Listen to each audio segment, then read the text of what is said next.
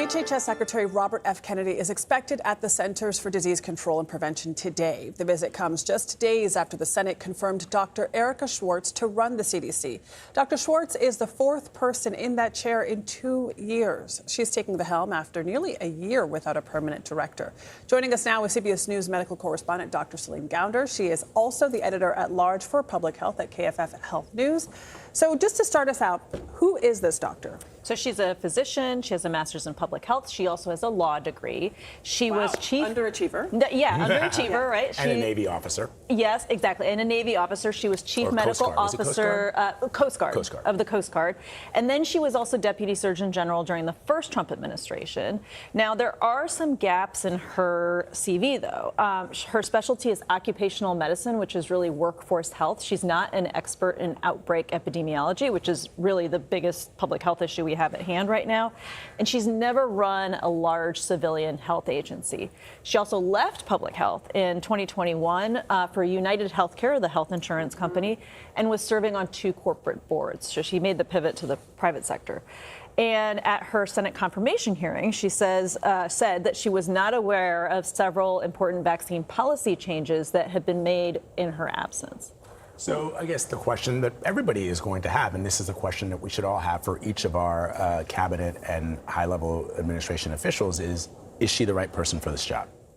Well, this is interesting. So she says she's supportive of childhood vaccinations.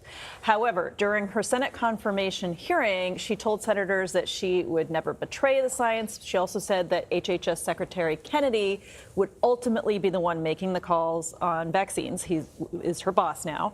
Her predecessor, Dr. Susan Monterez, was fired within a month of assuming office because she refused to approve Secretary Kennedy's dictates unseen. You can put somebody who's qualified in the chair, but if they can be overruled by their boss, it doesn't mean that vaccine policy isn't going to change. Is there independence, or is there supposed to be independence at the CDC, even with respect to its larger organization, HHS? Like, is she supposed to be the one making the final decision on vaccines, or is it set up in a way where the HHS secretary can really overrule? Traditionally, you have these external advisory committees. So in this case, ACIP, Advisory Committee on Immunization Practices, which is the body that weighs the science. They pull in different kinds of experts to provide recommendations on how vaccines are to be used. Usually the CDC director defers to those recommendations.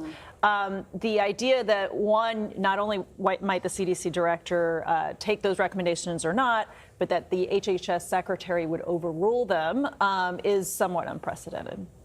And it's still a bit unclear how she might move forward on vaccines. She says she believes in childhood vaccines, but will defer to her boss, Robert F. Kennedy. It's so tricky because you try to reconcile the fact that there are people that are incredibly talented, incredibly smart, but then because it's a big position, you say yes to the position, and that means you might potentially have to compromise yourself on either what you know ethics, to be exactly scientific knowledge. Yeah, is the way I'll put it. Celine, always great to have you. Thank you very much, Dr. Gounder.